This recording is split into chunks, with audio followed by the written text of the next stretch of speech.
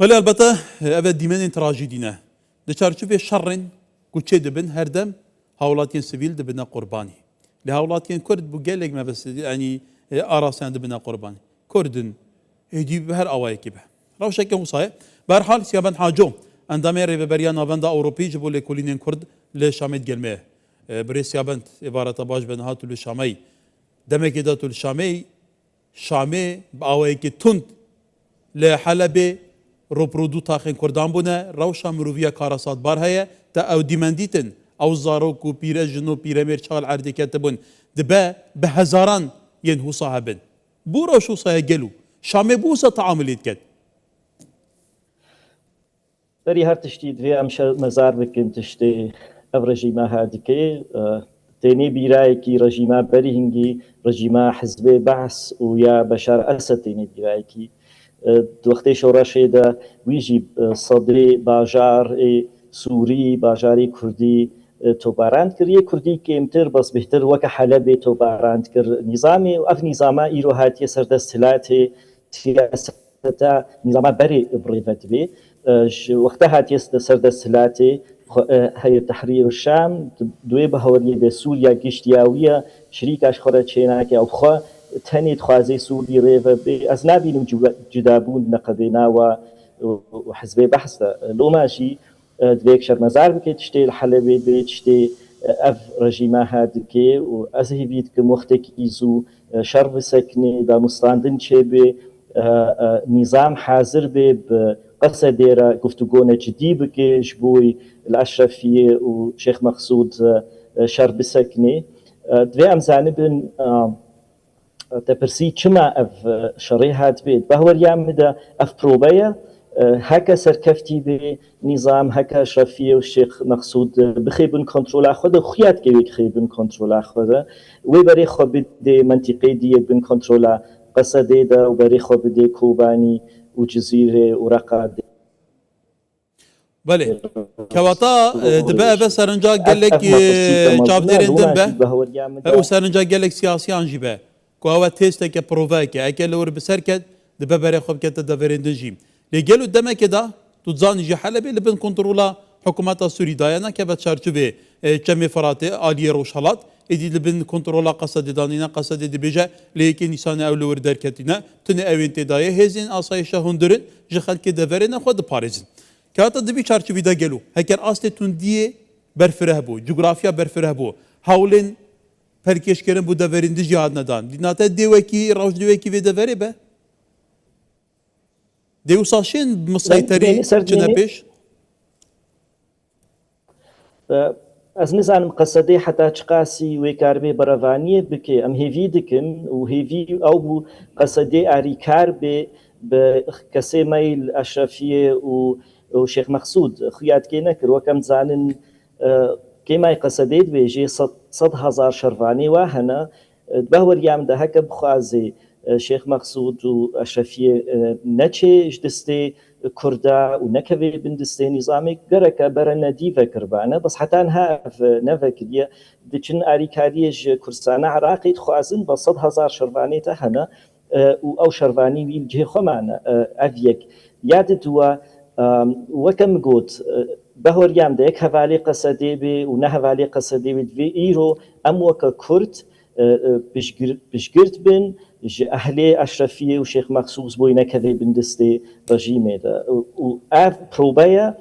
از بهورتكم اف نظامها تخوازي ببيني كابراستي سر استانف دولتي ويش حتى قاسي قبول كن جو افشريها بردوام بي و اف منطقيها بكفنا بندستي نظامي حتى انهاج وكان بدولتي بله البته دو کساتیه که امریکی یک سیاست مدار امریکا و جیک برپس نوانده که لکولی نامبو امریکا بتابت لروشالات ناوین بو کردستان 24 افریقا آنی زمان که سیابن گوته پیوست هسته بعقلانه و منطقی تفبگره هوشیار به جبر که روشال الشيخ مقصود و اشرفی دبا طل هيك ولات اقليمي بنجيبوا بين دانين اگر او جيباوي كاشكرا جبه كدين وكا دبا روش قال لك تنتربه تداخلات تحريمي كبن روش جدستان دركبه تنابي نيجلو شرط مرج قال لك تهسيارن هنت ولات هنا اللي هيجت عند جرن داكو بكاربن حتى تفجرك اسمانيا مترسيدار مینا یا برک و جرخانه سیویل روشاوا به تمامی ایران کردن و سادس بفکه تو نبینی روشان هسکاره پیوست العالیه لشکری و سیاسی جیبه حتی العالیه جماهیری جیبه هسکاری تعامد قلبی تکرن صديصد في يك هاش قابي خهبي وكتا قوت مطرسيكا مظن هاي شرط قلقي برفره ببي بس التناتيف تشيا هكا براستي اف بروبابي جبوي هاري ميديك بن كنترولا قصدي ويشر فرح بي و بهور يامده هكا نظام ببيني ويز احمد نبه ثاني هردو هاري ما خيد استي خدا يعني هردو تاخي كردي خيبن دستي خدا و تشجيع ببردوام كي وهري بري خو بدي هرمي دي جلو ماجد في قصدي زانب تشل بيشياوي والغوراوي قافي خو بافيجي اجيد زانم قالك خطره شرف رهب منطقه دي كردي يعني منطقه دي بن كنترولا قصدي دا اوجي ببنا باشك شر بس باشا از جواد برسم الترناتيف تشيا براسي باور يامدا هكا ام دوي باور يدا بن جو يعني اف وي بردوام كي اف نظامها وهنا يعني جمع لوية دس بكرن منطقة درزية شركرن ايرو بري خودنا كردستاني ومحمود قاعد جو بري خودنا منطقة كرديجي راسنها بس دتاخي كردينا يعني وي قصديش دس بكيفا ندهش افشريها ببي بري سي هيفا قرك تسليمي منطقيها تسليمي نظامي كربانه بس هكا تيدا ما بله بريس يا بنت البته قال بس علوي او دورزيان دكين توزان يجي علوي بيشتر دا صلاه دابونه اگر اف حكومتانو يا فاغويس هيرش علويان كربد بات الهلدانه كمذهبي به هيرش دورزيان كربد به اوجيك هو صابه يعني باوي كدن به ليه شر لديجي كردان قالك رهان دنيو هنا اف جروبين تشكدار كو هيرشي كردان دكن اون كو بيشتر كرت لعفرين درخستنا لسرقاني درخستنا لجريسبي درخستنا لكوباني بيقوما شروان كرنا ايديهاتنا نهاب اويك اشكرا ودشارچو سيستمي دفاعي سوريا دا باليكاريا ولاتانو بدستيكي فكريو لبرچاوين دنياي بفي عقلية وذهنية جاران بربونا كردان كهاتا دقالك أراسان دا مترسيانيا جدي هي لي أواجه سرنجية كرد بشك استراتيجيكش نابرنا داعش بونا هف بيمانيا نيف دولتي بونا اندامنان بونا بو قالوا بتايبتي ولاتين أوروبا كان بحثي ألمانيا كان بيدنجن شرمنانانا دوجي كفدك بلنتي إيكتي أوروبا لشامي بو ها أفا برسا جدية كا برنسيب دي السياسات دا برنسيب نينا مصلحة هنا وإيرو ألمانجي ويكيتيا أوروبا شي دبهوريا وادا شرع دبي بميني سرد السلاتي دبي سوري استقرار لي تشيبي وغانا وي بهوريه جو استقرار وي بشرع را تشيبي اف زلالة بري سي چار هيفا استراتيجيا يكيتيا أوروبا زلال بو براستي جوية عادية هذا دوی ام کرچ خوابی پرسن چه که ماسیه ما بون ما چه شاشیتی کرن گو گهوه آسته گو پشگرتیا نف دولتیش برنینا راستا ما شر داعش کر ام آریکاری بون ولاتی روج آوا داعش هریم در بخن بس عادی دیو منی کاری بو دوا 4-5 سالی چوی گارانتینا سیاسی بستن و هب جار مرخنه دکر مدگو چه نابه ام ببنا دستک ولاتی روج آوا شر داعش بکن بس تی گارانتی سیاسی نستینن افکی ما سیاق صدی و پیدی بو و کسی اداره منطقه ما اداره دکه گرک گارانتینا سیاسی استاندبانه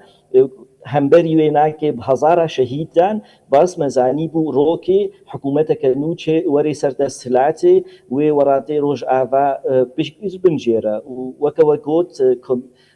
فندلاین سروکا کمیسیون کتیا اروپا دهل شامی بو و فکری گوت امی اریکار بن و 16 میلیون بله کیک سابن البته گلک پلتفرم هبونه گلک آلین اپوزیسیون لسوريا هبونه بري كو اف جروبين تشيك دارين تونتراو دروز بن هيئة التحرير الشام وجبهة النصرة يندن بلاتفورما اسطنبول هبوية يا روسيا بيجمان موسكو هبوية يا رياض هبوية يا نظام كي حتى داوي هبوية ريدر انجام افا بسركتن بياتا يعني او جوهرتنين كو تشيبونا يك سال لسوريا اف جوهرتنا سربنجه چاره سركنا روشا بريه آن سربنگه تندکرنا روشا برای ده چارچوب فرمه که نودا گو پیتر دستویت تفکرین هکر اف روشا چاره سر نبه برای ربازین دیالوگی روشا مرووی لسوریه برف چار است بگه گلوب تایبتی بکردان از بهارکن هكا اجراكان الدولتي دختك في نظامناكي كارثنا مظن البيشيامنا كارثة علوية ودرزية وين تشتك بن جورا كارثة البيشياما لو ما أشيد كرديش درفا ام حمو محاولتي خو بكن كاري دبلوماسي بكن بهرم راستي جواكانا في دولتي دختك نظامي بكي قولف هاتنك سياسي زوجي بي وسوريا كديمقراط وري اباكن تبلو قلكي زحمته فاكسي سر دسلاتي افكسي ايرول شامي نظامك ديمقراطي وريش بر بنقهاوا وجيقو بنقهك اسلاميه افيك عادي ديفت في قصدي هزا خوزان بي وكاربي هزا خوي لشكري كاربي يعني براستي اوسط هزار شرفانيتا بن كنترولات دنا وهكذا بن كنترولات بن دويت كاربي هريمي كردي وهريمي ايرود بن كنترولات بباريزي بله كاسا مال gelme bibine emeçina Avrupa hember bareke ket Avrupa خو نشاندان تکرن هر چند و کوتا گوتی دی سیاست دا پرانسیپ نمانه بس برجواندینه گرینیه چپ سری خلکی بید ایدی راوش وصايا مقابل سياسات السرفي وكو هم مجارانه سياسات وصايا تايبتي سر قلن بندست مينا قال كرد اما بحسروا لي ولاتين اوروبا بكين تزاني ولاتين اوروبا يعني منو فراسكي يجي بيجي والاكر ولاتين اوروبا نبانا حتى ديفاكتويه باشور كردستان جينات بو دمك بو بريا صالك بو راوش كردان لسوريا يجي خراب ببا تايبتي يجي فرنسا تزاني يجي فرنسا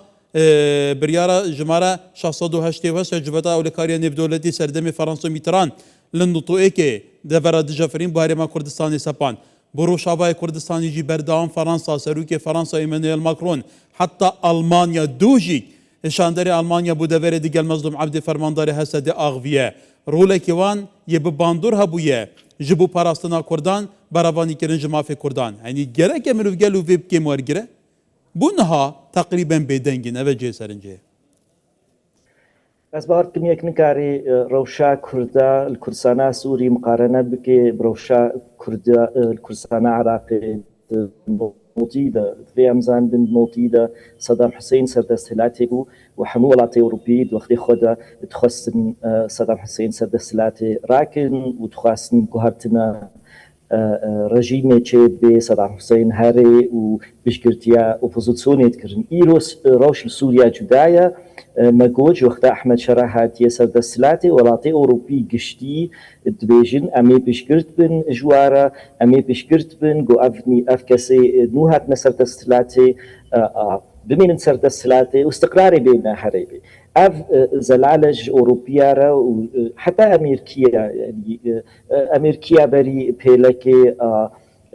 امبارغو سر سوري راكرن سزا سر سوري راكرن اف جمره زلال جو اوروبيجي وامريكيجي تخازن الي كاردن جوي دسلاتي جو بردوام سر دسلاتي بيش برد بهور ياوارا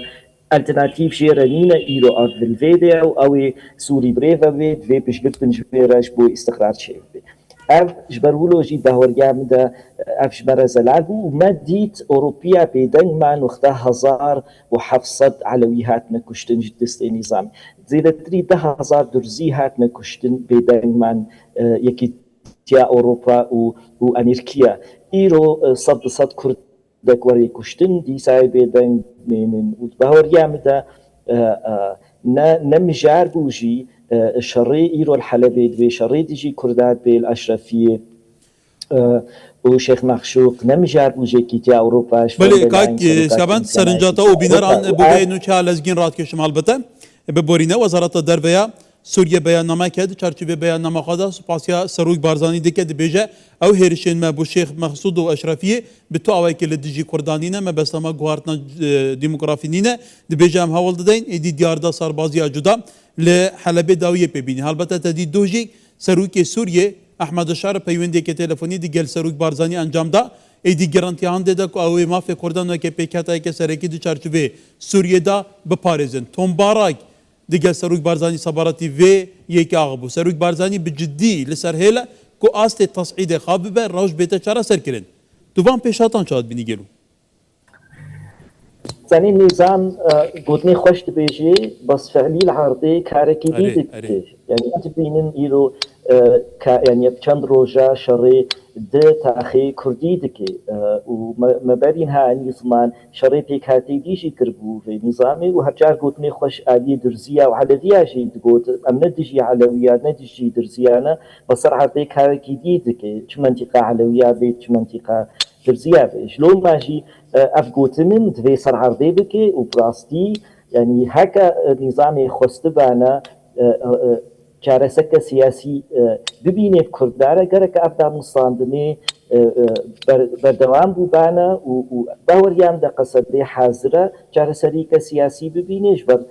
موقفی قەسەدێ زەعیفترەژی نیزامی باوەریامەدە و قەسەدێژی دوێ باوەریە دێ بەس نیزامە یا ئیرۆ نەحازرە گۆ چارەسەرەکە سیاسی و ئەوە خۆدووری خۆدووت کێ گفتوگوێ سەرماسەی بکەش بۆی چارەسەری کێ ببینن ژێ کاریسا ام تیدا بله لام ویجش بیرنا کین کارودان نبدولتی تونترن مینا هرشین بسر علویان و بسر درزیان حتی دو تا دی ترامپ خوشی دو کنفرانس که روزنامه‌نویسی دا بحثی ویکی کرد ایدی دا خاص کرد کو پرزگیری بیچاره سر کردن يعني چقاس هولن جدي جنبن لهر هول هنا بدي نادا كاس يابن يعني جفاقا نف دولتي قالوا دي في كل دا صلاة بقويس يا شامي قبل كي كو كي كسات كي امريكي بكردستان 24 راجعني كو اف رجيما انكو اف دي فاكتو سيستم سياسي دمكي الشامل لبن تاقي كرنا كي دجوار يا ولاتان دايا حتى او ابلقين سرهات كراجرتن سنور دارن قالوا يشا تعامل ديال خلقي خبكه هكر بفي اواي زبروزنجي وتبصر كرني وكشتني وبريني ايدي اقتحام بردام بقلو ويجفاك ان بدولتي حتى صار دعمه بك بيرا بيشي ام حسام الكيا بكن ودونالد ترامب ونونريبي بكن يعني ام توم بارك ما قالك تصليحيوي قهدار كريا او خيايا موقفك تيجي كردايا وقالك بشكل جوي نظامي وسياسة امريكا حتى حدا كي توم بارك بريفت افش اليكي باش اليتي ف نظام زاني چه سیاستت که به هوریام ده اب کسی ایرو سرحد دستلاده و حکومتا دمکی ناچه جنش که به هجومی هرمی کردی ناکه یعنی هرمی قصده گاف بکه و کم گوت به هوریام ده شیخ مقصود و اشرفیه پروبایا جبوی ببینی يعني رياكسيون يجب كان دولتي تشاوى ورياكسيون ما چند جارا گو نلگوری داخواز مبو نلگوری داخوازا کردابو برفاشیوی نظام دبینه گو جواکان اف دولتی بشکره جیره سوری حموج کی بخیبن کنترولا خوده و گلک ولاتی که تیا اروپا جی دوی بهوریه دنه دوی رژیمک هد بی لشانه دستلات بی و سوری حمود بی لشکری بکده بن کنترولا ویده و اف مطرسی که مظن هیا گو بی بس گاف بی بکی و نه نشكي بهجومي حمول هريمي كردي بكي لو ماجي بهوريام دا جرك رياكسيون ياما همبري هل بتاخي كردي لحلبة أشرفية وشيخ محسوك تند بي دفي أم لأوروبا لشتغي كردستاني لشامي جهة أم لي أم نرازي بناخو بينا صمان وأم شرمزار بكن وأم داخواز بكن كو اف حکومتا دن کی وقصد سرماسه رونن ودانستان سیاسی بکن مش عالیه دیو وفد کی کردی هیا ام زانین کنفرانسی هیدا 50 ساله چوی چه بو نونری سیاسی کرده لوی ده هات ندس نشان کرن گرک او دانستان سیاسی که بس حتان ها نظامی بیجی ناکه و نه امریکی و نه فرنسی بلین حتی بحثا فرنسیا کرد نه فرنسی و نه آلمان بشگرن گودانستاندن وفد کی سیاسی كردي رأيشة وما بهور نذكر براسي جو موقفي فرنسية جو شريدي جي داعش قلقي آري كاربون قصديرة وبشكرتيا كردات كرن يعني كيما أي رولكوي جرينج هبو دان بصامي كردي ده جو في موقفي بصيني فرنسا ولاتي بيشيبو أحمد شرع دعوي فرنسا كر شركتي فرنسية الشامي زحفني تخازن بشروجي بيمانا شيكون وأف وبسببك أساسي نصامي آبوري اقتصادي أوروبي دوي بهوريه دنا جو كارن بشتي 13 سالا دوري شاني بون دانستاني خو بكن جبوي نبس كاري سياسي تكلي خو دبلوماسي خورد بكن تكلي خو اقتصادي جي خورد بكن وما كرداني كاري بو يعني بله بالتوقعات بريس يا بن حجوج بركو جلمان هذا بن شرطو مرجين دجوار دايه بلا جلك بيسكولوجي كان تكنه بلا نترسن ادي روشا كردان جي وكو برنينا يعني بهيفيا چقاستو زاني جي شرك دجوار چاپ منيكا اراستا كري لديجي كردان ولديجي روشي جي دروجا بدايه ادي كرت وكانه توا امدش مجارت ايديولوجيك وفلان دبري وبو همو يك چارنويسه دبن شرطو مرجين دجوار دانه بيوسته محلل مجي تاشان جرينجا مورال بده جبركو كرجي مينا كرد برنينه هكا مينا كرد بري بان گلو او روشا كوب سر علويه ايديتا كم نيچير دا كرد بن نكر روشا بل سر برينن ما حتى بارچندن جروسايه نها دوزا گلمه دوزا كبيليه چقاس تنديجي هبه افشر لغور توقعات گلك چابدران دفيا بابا في بي نا زاني القصور نما يزينا دوي ام واقعي بن چنابي ام دوي بهوري دبن جو ام كارن هريمي يرود بن كنترول امدا ام بردوام كنترول بكن يعني انها ام مورالي ما قوين بوش بوي عفريني مع عفرين ونداكر سريك هانيه ما ونداكر ايرو دتها خي كردي الحلبي امي وندا بكن جبوي تكاربي قوتا خناسكي دويت واقعي براستي ودويت زانبي قوتي تشي وكيدي كاري كواتا او بيجي برسك جرينجا تاچان او كسين سرپرشكار راوشه دكن او كسين اورته دا خودي برپسيارن بهسكاري تعامل بكن سیاست و برجواندین ولاتین نافچه و هسکریان لبرچاوان در باز کن ج پانکارتین خو ج دروش من خو ج شوازی سیاست خو آراستا خو اداره کردن روشه هسکار بن پراگماتیزم بن جبرکو چارنویس گله که دستو و دبریاروان دایه چاوتا بگرن آلین پیوندیدار هجتان ندنه یعنی روش خلق قل برچاو گرن واقعی بنو که تقول تشان گرینگه بهبید وصايد في أمزان بن إيرو أفكسي الهريما كردي ستستلاتي حتى سركفتني واهبون يعني راسا سركفتنا مظنها بنتشي داعش بس جواكانا دولتي بشقربون جواتا بجلو ماجي كاريبون سركفتي بس حمو هريمي قصد شركرية ديجي تشل عفريني بو تيكتشوا تش سريكاني تيكتشوا تلعبيت تيكتشو ايرو شيخ محسوخ واشرفيه تيكتشو وتفلو يعني مزاني بو قالكي زحمتت برافانيه دبرتها خي حلبي ربكي دور بيجكريه يعني تي بيجي از ناهي البجيانات سبيلا بكذي خطر ده شركي از نكارم سر بكذنتي خذك شيني واز بهوريام تقرك افضل وصادم ما جو بريسي هاي بابان جاليه ديفا نها مجبور برافاني بر شيخ مخصوق اشرفيه ربكن جبر وكم جو از دوباره دكم ام ايرو هردو تا خابخ سرن بلكي كرسانا سوري قشتي جي ام البريس يابن دل اسباس بگمان سپاس بوده سیابند حاجو اندامه ریوبریانا بند اوروپی بوله کولینان گل اسپاس